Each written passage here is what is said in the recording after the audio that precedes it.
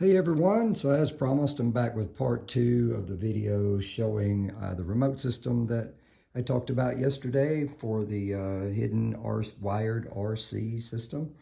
So we'll go a little bit more into detail about what me and Stefan have been working on. So here's the setup I had on yesterday. This was underneath my shirt and under the jacket. The controllers ran through the jacket and into the jacket pockets. You can see I have modified the remote itself. I've added a couple of different controllers to actually extend the control of the unit. These can be unplugged and plugged back in. And basically these just replace the sticks that were installed. I did remove everything else from the front as far as the switches and potentiometers.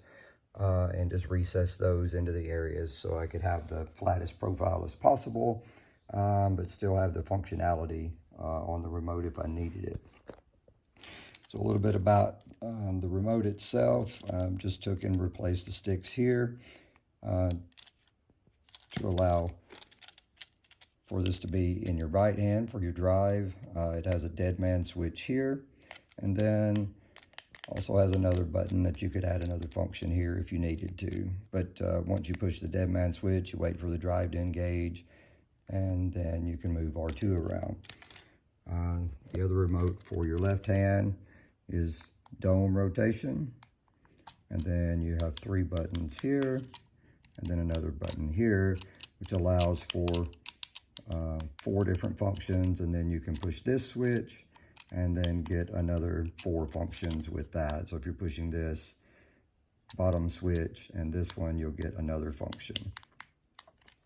And then all of that runs through the standard RC remote. This is a QX7 from Turnigy. So just one of the simpler remotes. It could be, you could do this with one of the smaller remotes to get rid of, I guess, having the extra weight of this.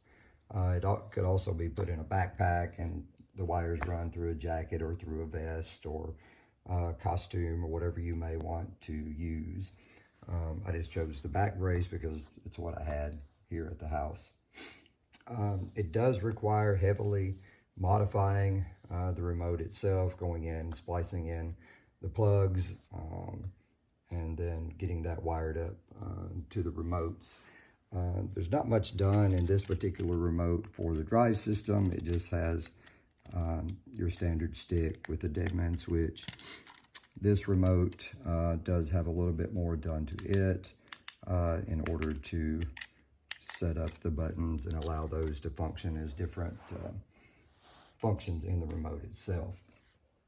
As far as what I have inside R2, you've got your standard drive system for the Q85s, just a couple of different relays. I've got the receiver there, the dome span, and then this is the unit here running on an Arduino that runs all the sound functions. And then you can see in the back, there's a Maestro there that controls the few movements that I had earlier, but that can be expanded to control all the different things that you may want to open and close.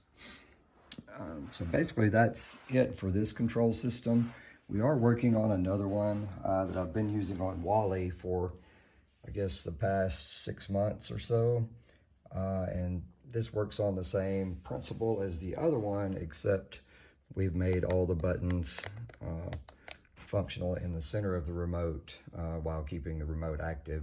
Main reason for that is that I want to be able to have a lot of functions for Wally and not just have random functions. So each one of those switches goes to one of his movements or sounds. And then the drive is, you know, your standard drive and your head movement. All right, so I hope that explains a little bit more about what we've done. And if you have any questions, let me know.